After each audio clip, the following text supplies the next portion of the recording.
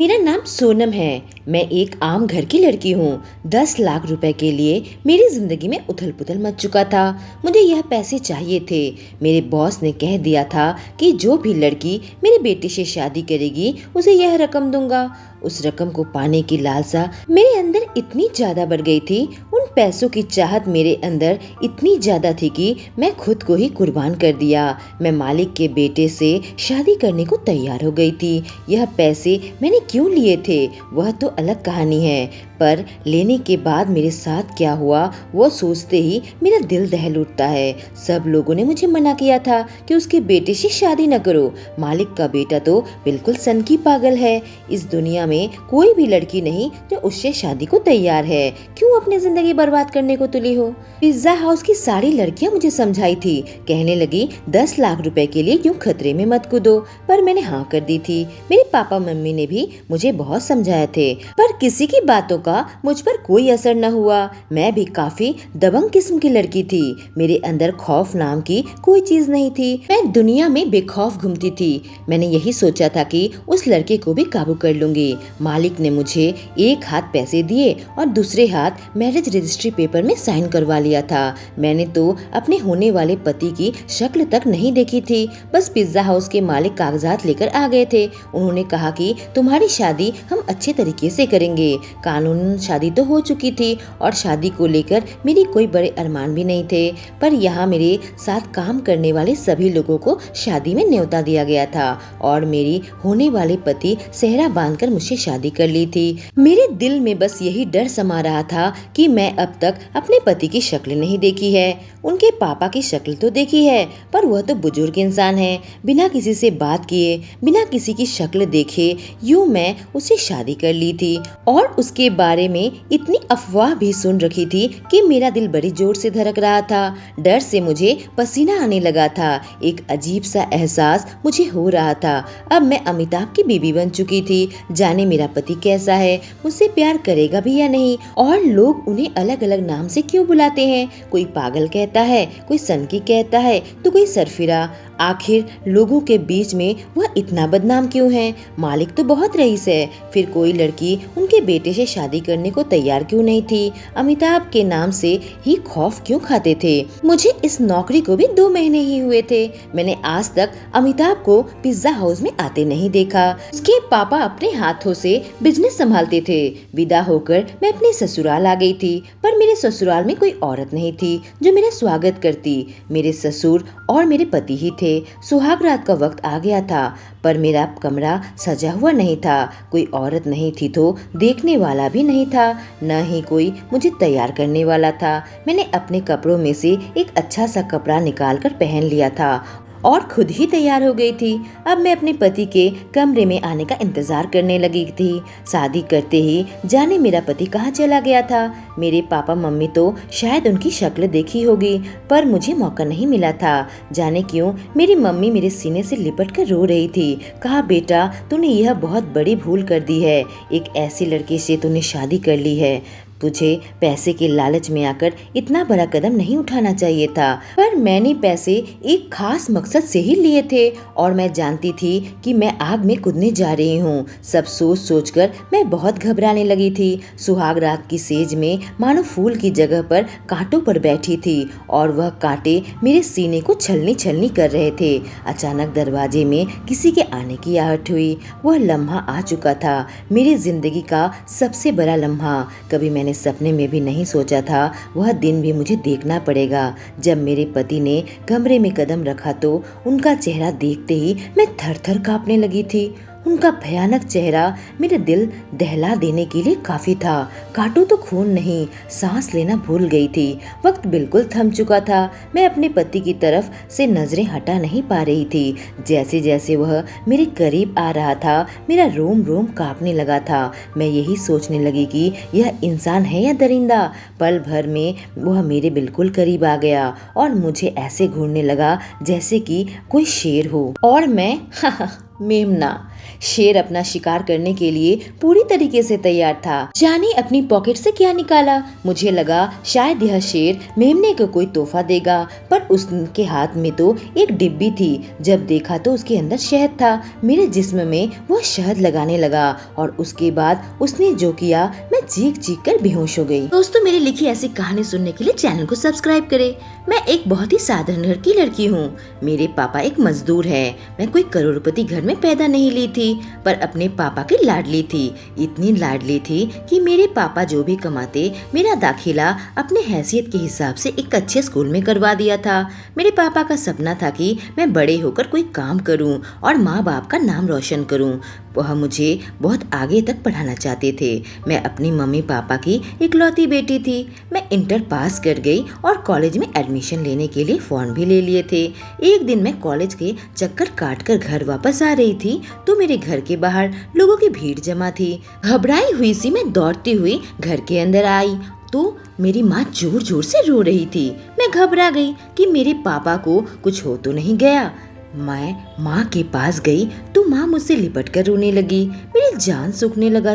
मैंने कहा, माँ कुछ बताओ, सिर्फ रोए जा रही हो। सामने बैठी एक औरत ने कहा कि पापा जिस फैक्ट्री में काम करते थे वहाँ एक्सीडेंट हो गया है। मेरे पापा के पैर में एक ऐसी चोट आई है कि वह दोबारा कभी चल नहीं पाएंगे। यह सुनकर मेरी आंखों में आंसू आ गए थे। मेरे पापा अस्पताल में एडमिट थे। किसी तरीके से मैंने अपनी माँ को संभाला था और फिर दोनों अस्पताल चले गए थे। डॉक्टर के बाद से पता चला कि अब उन्हें व्हीलचेयर में ही रहना पड़ेगा। वो काम पर नहीं जा सकते। हम लोग बिल्कुल टूट चुके थे। किसी तरीके से पापा को घर लेकर आ गए थे। हमारा घर तो पापा की इनकम से ही चलता था। पापा काम पर नहीं जा सकते थे। इनकम होने का कोई चांस भी नहीं था। पापा तो रोने लगे थे। बचे पैसे खत्म होने लगे। मैंने कहा, माँ मैं कुछ काम ढूंढ लेती हूँ। अब मैं बड़ी हो गई हूँ। यूँ घर पर बैठने से हमारा गुजारा नहीं चल पाएगा। मम्मी पापा जो कि अपनी बेटी को बहुत आगे तक पढ़ाना चाहते थे, अब हालात के हाथों मजबूर हो चुके थे और मैं काम ढूंढने लगी थी। बस सिर्फ इंटर तक पढ़ाई होने के कारण मुझे कहीं जॉब नहीं मिल पा रही थी। जहाँ जहाँ मैं अप्लाई कर रही थी वहाँ मैं रिजेक्ट होती जा रही थी, क्योंकि कई पढ़े लिखे लोग बेकार घूम रहे थे। उनकी जगह पर मुझे कौन जॉब में रखेगा। मैं बहुत टेंशन में पड़ गई थी। आखिरकार बहुत कोशिशों के बाद मुझे पिज्जा हाउस में जॉब मिल गई थी। जब मैं इंटरव्यू देने गई थी तब मालिक ने मुझे काम पर रख लिया था। कहा, तुम जैसी खूबसूरत और कम उम्र की लड़कियों को ही काम पर रखता हूँ। इस रेस्टोरेंट में ज्यादातर लड़के यहाँ काम करने वाली लड़कियों को देखने के लिए ही आते थे। मुझसे कहा, यूँ सलवार सूट पहन के तुम यहाँ पर वेटर का काम नहीं कर सकती। तुम्हें हमारे यहाँ से यूनिफॉर्म मिलेगा, एक टॉप और एक मिनी स्कर्ट। मैं गरीब घर की लड़की थी। मैंने कभी मिनी स्कर्ट नहीं पहनी थी। सलवार कमीज पहन कर ही घुमा करती थी, पर मजबूरन मुझे हाँ करनी पड़ी थी। मालिक ने कहा कि तुम्हें अच्छे से मेकअप करके रहना पड़ेगा। तुम यूँ घूमोगी तो कस्टमर नहीं आएंगे। मुझे तो मेकअप करना भी नहीं आता था। जब मैं पहले दिन आई तो सलवार कमीज में ही आई थी। मुझे ऑफिस से यूनिफॉर्म दी गई तो मैं वॉशरूम में चेंज कर ली। जब मैं मालिक के सामने आई तो मालिक मुझे डांटने लगे। कहा, यूँ बिन मेकअप का क्यों आ गई हो? आज पहला दिन है, लेकिन ऐसा करोगी तो तुम्हें यहाँ से निकाल दूंगा। मैं परेशान होने लगी थी। मैं वॉशरूम में आकर रोने लगी। बहुत जोर से उन्होंने मुझे डांट लगाई थी। तभी वहाँ एक पिज्जा हाउस की लड़की आई। मुझे देखकर पूछा कि क्या बात है, तो मैंने उसे सारी बात बता दी। उसने कहा, परेशान मत हो, मैं तुम्हें मेकअप करना सिखा दूंगी। कहकर उसने मेरा हल्का हल्का मेकअप कर दिया था।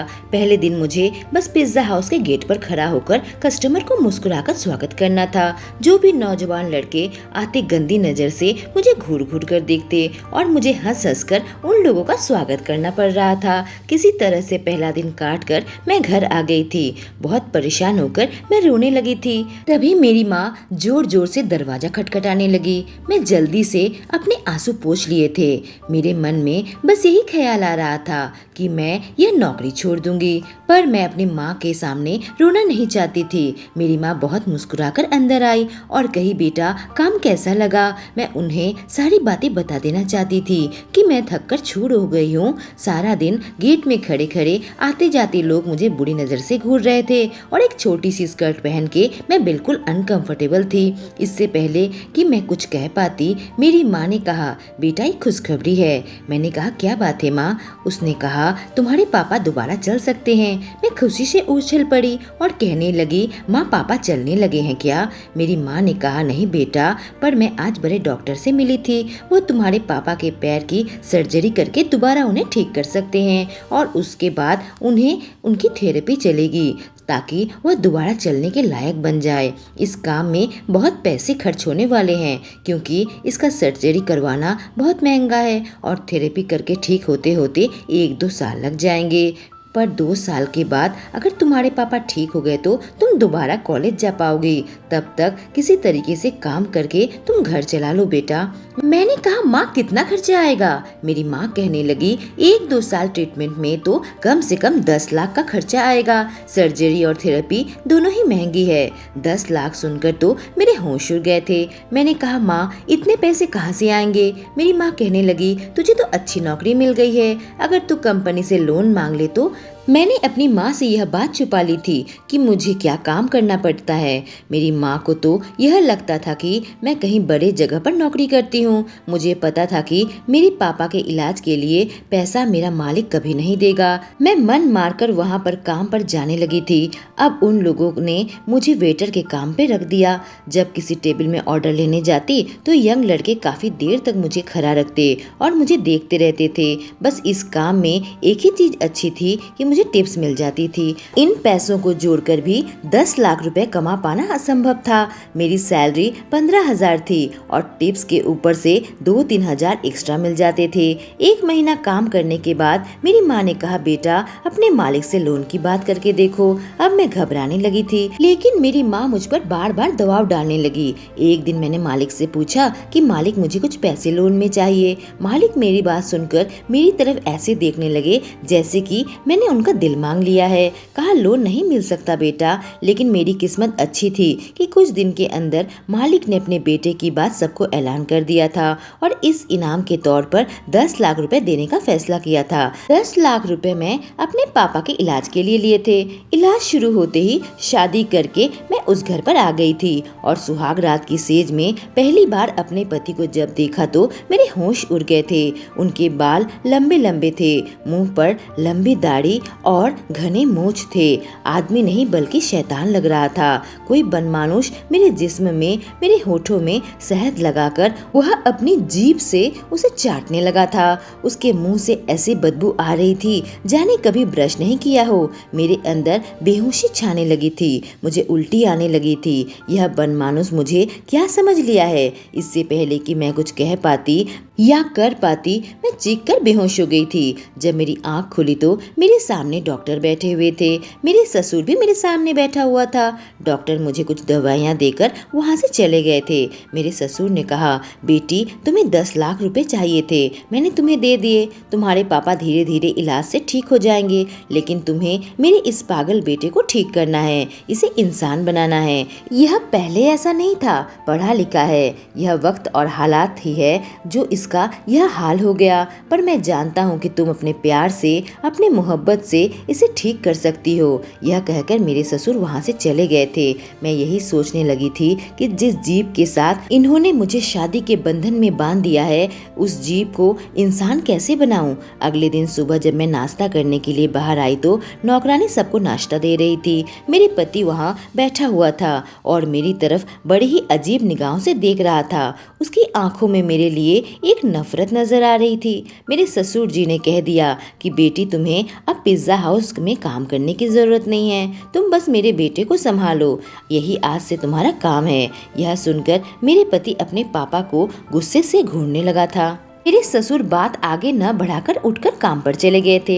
नौकरानी भी अपने काम समेटकर घर चली गई थी। घर पर सिर्फ मैं उस जंगली आदमी के साथ बच गई थी। उनके पास गई तो उनके शरीर से बदबू आ रही थी।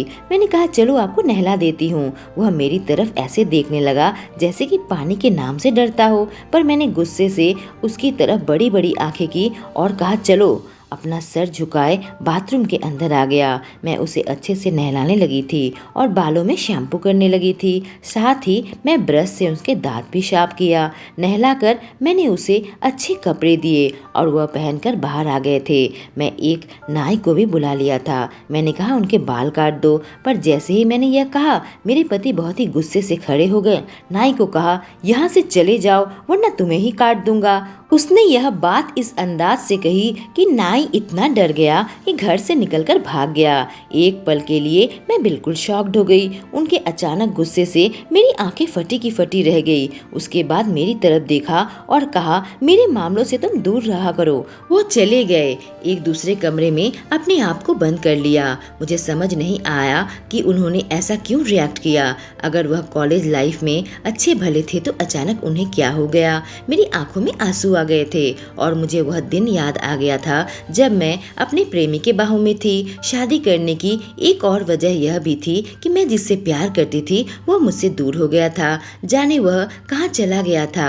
एक भैया थे जो मुझे ट्यूशन पढ़ाते थे। जब मैं 9वीं में थी तो मुझे साइंस पढ़ाने आते थे और पढ़ाने का मुझसे कोई पैसा भी नहीं लेते थे। मैं साइंस में बहुत कमजोर थी। वह मेरी एक दोस्त को पढ़ाने के लिए आते थे। जब मैंने उनसे रिक्वेस्ट की तो मुझे पढ़ाने को तैयार हो गए थे। मैं और सीमा अमित सर के पास पढ़ते थे। वह मुझसे 3 साल ही बड़े थे। उस वक्त मात्र मैं 14 साल की थी और उनकी खूबसूरती देखकर मैं बह गई थी। शायद वह भी मुझे पसंद करने लगे थे क्योंकि कभी कभी पढ़ते वक्त वह मुझे टच कर लेते थे। एक दिन सीमा ने ट्यूशन पढ़ना बंद कर दिया। उसके पापा ने उसकी कहीं शादी तय कर दी थी। उस वक्त मैं 10वीं का एग्जाम देने वाली थी। मैंने उसे बहुत समझाया था कि 10वीं तक पूरा पढ़ाई कर लो, पर पापा के फैसले के आगे मजबूर होकर उसने शादी कर ली। उसके बाद से ही अमित सर और मेरे बीच की नज़दीकियाँ बढ़ने लगी थी। वह हमेशा मुझे टच करते और मुझे वह एहसास बहुत अच्छा लगता। मैं उन्हें कभी न रोकती। ऐसे ही पूरा साल बीत गया और एग्ज़ाम से पहले वह मेरी आखिरी ट्यूशन थी। सर आए पर थोड़े परेशान लग रहे थे। कहने लगे, मैं तुम्हें आज पढ़ाऊंगा नहीं, पर 2 साल मैंने तुम्हें जो पढ़ाया उसका गुरु दक्षिणा चाहिए। मेरा भी मन बहुत खराब था क्योंकि मैं उनसे जुदा होने वाली थी। मैंने झट से उनका हाथ पकड़ लिया। कहा, अमित सॉरी, आज मैं तुम्हें सर नहीं कहूंगी। जो गुरु दक्षिणा तुम्हें देने जा रही हूँ उससे हमारे बीच की सारी दूरियां मिट जाएंगी। कहकर मैं उसके बिल्कुल करीब आ गई और उनके होठों को चूमने लगी। वह भी उस पल में बहक गया और हम दोनों एक दूसरे के प्रेम आलिंगन में बंध गए थे। लेकिन उसके बाद मुझे अमित सर कभी नहीं मिले। मेरा दिल टूट चुका था। मेरी मोहब्बत अधूरी रह गई थी। मेरे पास तो उनका पता भी नहीं था। कहाँ से आते थे, कहाँ को जाते थे, मुझे कुछ भी नहीं मालूम था। दोबारा उनसे मैं कभी ना मिल पाई। अधूरे प्यार से मैं बहुत तड़पती रहती थी। अमित तो मुझे मिल नहीं पाया, पर मैं अमिताभ की पत्नी बन गई, जो कि न जाने बनमानव की तरह क्यों घूमता रहता है। अब मैं उसका प्यार से ध्यान रखने लगी थी। रोज उसे नहला देती, उसके खाने पीने का ध्यान रखने लगी थी। यहाँ तक उसे लेकर घूमने फिरने भी जाती थी। एक दिन मैंने अमिताभ को अपने दिल की बात कह दी कि किस तरह से मैं अपनी मोहब्बत एक बार खो चुकी हूँ। अमित के बारे में उसे सब कुछ बता दिया था। मेरी कहानी सुनकर उसकी आंखों में आंसू आ गए थे। लेकिन मुझे भी अमिताभ की कहानी सुनने का मन था। शायद उसकी दिमागी हालत सही नहीं थी। कभी ठीक रहता तो कभी बिगड़ जाता था। एक दिन सीधे मैंने अपने ससुर से पूछ लिया। उन्होंने जो कहानी बताई उसे सुनकर मेरे पैरों तले से जमीन निकल गई। मेरे सामने सच आ चुका था। जब मैं वह सच अपने ससुर जी को बताया तो उन्हें तो अपने कानों पर यकीन नहीं हो रहा था। उनके बेटे की यह हाल की वजह कोई और नहीं बल्कि मैं थी। अमिताभ कोई और नहीं बल्कि अमित था। मुझसे प्यार करने लगा था। लेकिन जब अपने पापा को मेरे बारे में बताया, उसके पापा ने रिश्ते को ठुकरा दिया था क्योंकि मैं गरीब घर की लड़की थी। उसके पापा ने उसकी शादी एक रईस बिजनेसमैन की बेटी के साथ तय कर दी थी और जबरदस्ती दोनों की शादी करवा दी थी। अमित अंदर अंदर बिल्कुल टूट चुका था। उसकी पत्नी के साथ उसकी नहीं बनती थी। वह लड़की भी बहुत सनकी थी और आए दिन दोनों में झगड़े होते रहते थे। धीरे धीरे अमित की मानसिक हालत खराब होती चली गई। जब तक उसके पापा को इस बात का एहसास हुआ बहुत देर हो चुकी थी। अमित एक गम के समुद्र में डूब चुका था और मानसिक बीमारी का शिकार बन गया था। डिप्रेशन के साथ साथ बाइपोलर भी हो गया था। उसके पापा ने उस लड़की से अमित का तलाक करवा दिया, पर उसका बेटा पहले जैसा नहीं हो पाया। उसके पापा को लगा कि उसकी दूसरी शादी किसी अच्छी लड़की से करवा देंगे तो शायद बेटे की जिंदगी बन जाए, कम से कम एक लड़की आकर उसे संभाल तो लेगी, क्योंकि अमित नहीं अपने खाने पीने का ध्यान रखता था, नहीं नहाता था, नहीं ब्रश करता था, बाल बढ़ा लिए थे, दाढ़ी बढ़ा ली थी, बिल्कुल बनमानव की तरह घूमता फिरता था, गंदी बदबूदार कपड़े पहनता था। उसके पापा उसे मानसिक डॉक्टर के पास लेकर गए, मैं भी उसके साथ गई थी। धीरे धीरे डॉक्टर ने ही उसे एहसास करा दिया था कि मैं ही वही लड़की हूँ, उसके बचपन का प्यार सोनम। यह जानने के बाद धीरे धीरे अमित ठीक होने लगा था। उसकी दवाई ट्रीटमेंट के साथ मेरा प्यार उसे ठीक करने में मदद किया। उसे जिससे मोहब्बत थी वह उसे मिल गई थी और हम दोनों आखिरकार इस तरह से एक हो चुके थे। अमित ने जब पहली बार अपनी दाढ़ी बाल काटे तो मैंने उसे पहचान लिया था, पर जिस हाल में था मैं इतने दिन साथ रहकर भी उसे पहचान न पाई थी। मैं भी कॉलेज जाने लगी और अमित ने ही मुझे ट्यूशन पढ़ाया। दोस्तों, कहानी कैसी लगी? अच्छी लगी हो तो चैनल को सब्सक्राइब करें और बेल आइकॉन को प्रेस करें। Thank you.